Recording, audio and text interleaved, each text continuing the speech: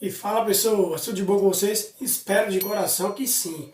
E antes de começar o vídeo, não esquece de ir lá curtir, comentar e compartilhar e se inscrever no canal. Estou pedindo isso agora porque o vídeo vai ser polêmico e você pode não querer se inscrever no meu canal, né?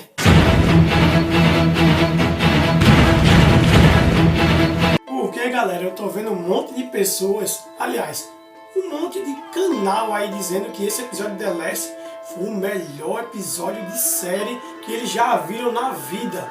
E eu até agora não entendi o porquê disso. E é sério galera, eu já vi canais aí dizendo que esse episódio vai ser o episódio a ser batido da série inteira. E que os outros episódios não vão conseguir superá-lo. O que pra mim não é verdade. Pra mim, o melhor episódio até agora ainda é o primeiro episódio, onde a gente teve um pouco mais de emoção ali com o Joel e sua filha Sarah.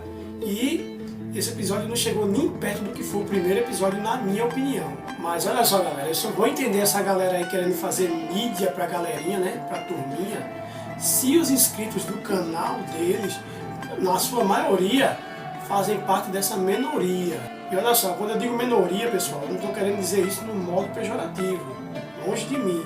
Eu estou falando aqui na questão de números mesmo, então não precisa ninguém ficar ofendido, tá bom? Mas a verdade, pessoal, é que minha suspeita sobre a série se concretizou. Eu só não esperava que ia ser tão cedo assim, né? Eu imaginava que ia ser na segunda temporada. E esse episódio foi feito totalmente para lacrar, inteiro. Não tem como dizer outra coisa. Aliás, inteiro não, pessoal, desculpa. Porque as partes que tiveram a interação do Joel e da Ellie foi muito legal.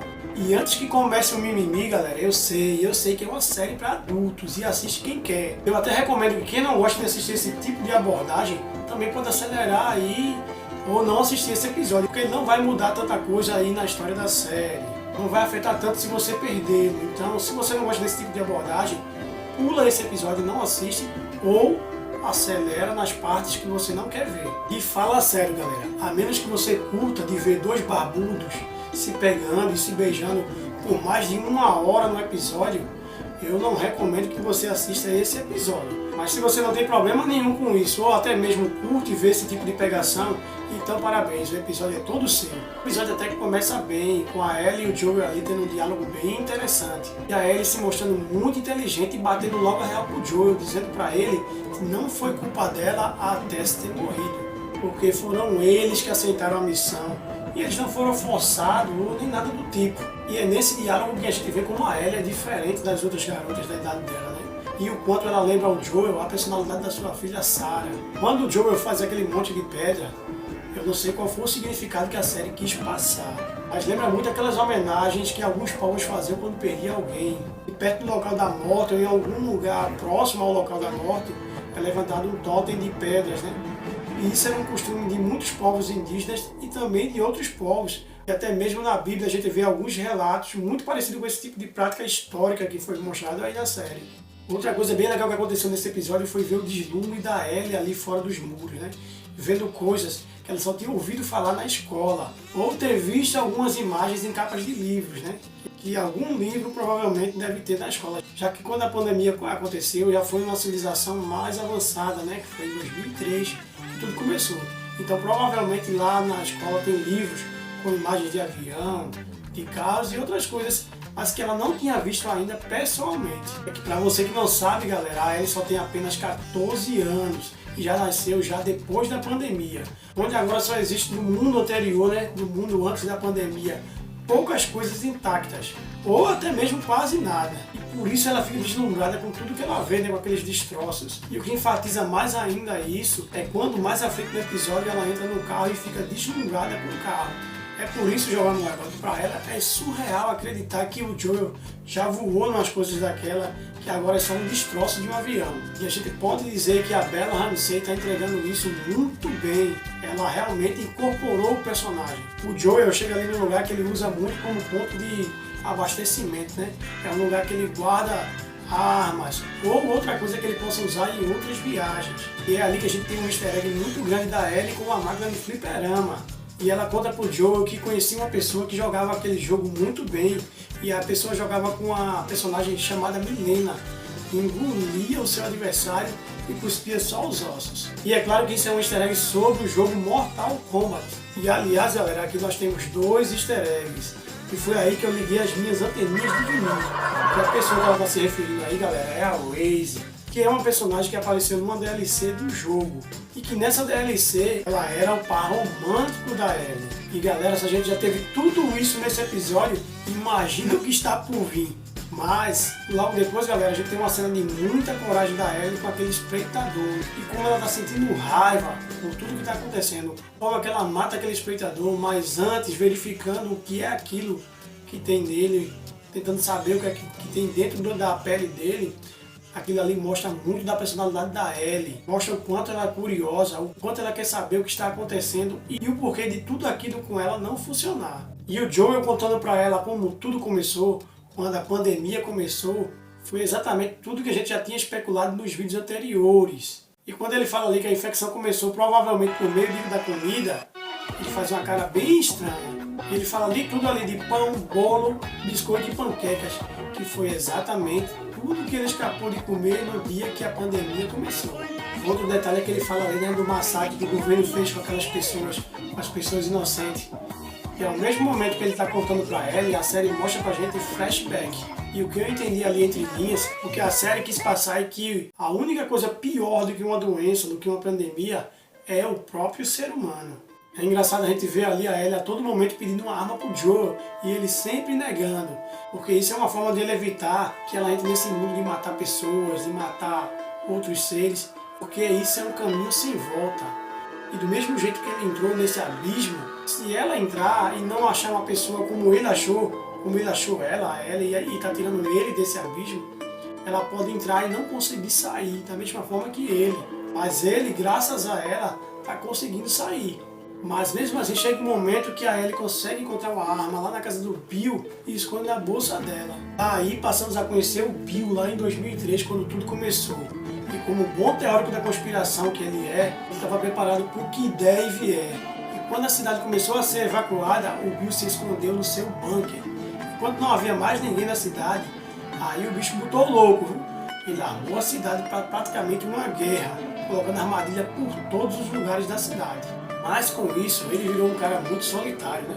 Principalmente por não acreditar nas pessoas. E como ele mesmo disse, ele odiava a humanidade. E por isso ele não sentiu falta de ninguém. Mas o fato, Jovem Mago, é que o Bill já era um cara solitário mesmo antes da pandemia. Provavelmente por ser um cara diferente, né? Por acreditar em coisas que outras pessoas não dão a mínima. E isso com certeza são coisas que te afastam de outras pessoas. O fato de você não ter com quem conversar sobre um assunto que você gosta, sobre um assunto que você acredita. Ah, galerinha, mas aí tudo fica diferente quando alguns anos depois o Frank cai numa das armadilhas do Bill.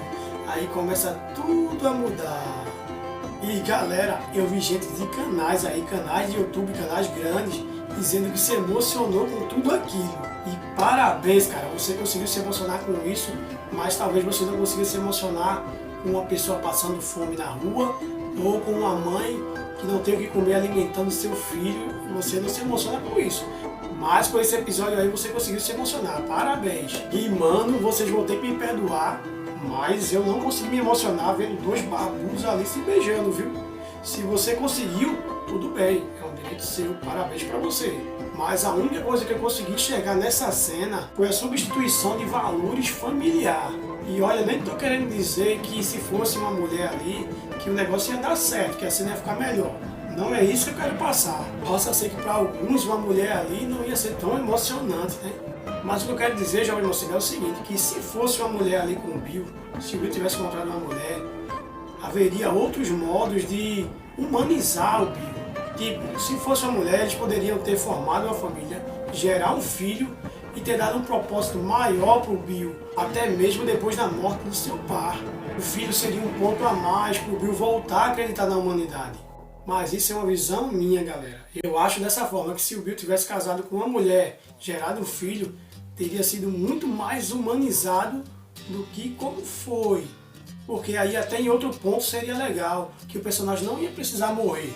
Como eles mataram o Bill nesse episódio. Se ele tivesse um filho, ele teria algo para viver, como ele fez nesse episódio aí com o Frank o tempo todo. Mas se fosse com o filho dele, a esposa dele poderia ter morrido e ele continuar vivendo para proteger o seu filho. Eu vejo dessa forma, seria muito mais humano e não teria um suicídio, que é outra coisa que não é muito agradável, né, pessoal? Mas isso, eu vou repetir, é a minha opinião. E se você gosta mais de ver dois barbudos se pegando, é uma opção sexual sua, não tem nada a ver com isso. Enquanto no final do episódio volta de novo para o Joel e para Ellie, o episódio cresce mais uma vez, porque mostra como os dois estão se apegando, como aquele sentimento ali de pai e filha entre os dois está crescendo, mesmo com o Joel relutando. Mas quando a Ellie lê a carta do Bill, que está pedindo para o Joel proteger a Tess, sendo que a Tess já está morta, aquilo ali foi o destino entregando para o Joel que ele tem que proteger a Ellie. E para mim esse final foi muito significativo. Eu sei, galera, que a série ainda vai marcar mais, ainda mais depois da coragem desse episódio, já mostra que eles não estão intimidados para colocar essas coisas.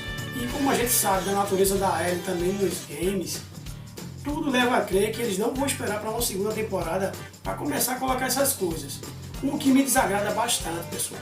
Eu até estou gostando da série muito fiel aos games, a aventura, os perigos que os dois passam e o relacionamento do Joel com a Ellie, que é o mais importante. Mas me parece que o que os diretores querem colocar de mais importante na série vão ser outras coisas, outras mensagens. O que eu já havia dito para vocês em outros vídeos, que não foi à toa que os diretores escolheram esse game para ser adaptado. É que esse game tem tudo que eles querem, né?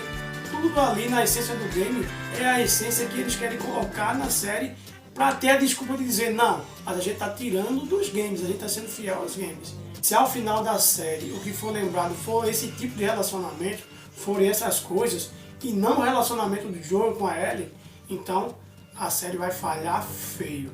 E essa é a minha opinião, galera. Mas se vocês não concordam comigo, deixa aí também a opinião de vocês nos comentários. Beleza? Falou! Não esquece de curtir, comentar e compartilhar. Esse foi o vídeo de hoje e até a próxima!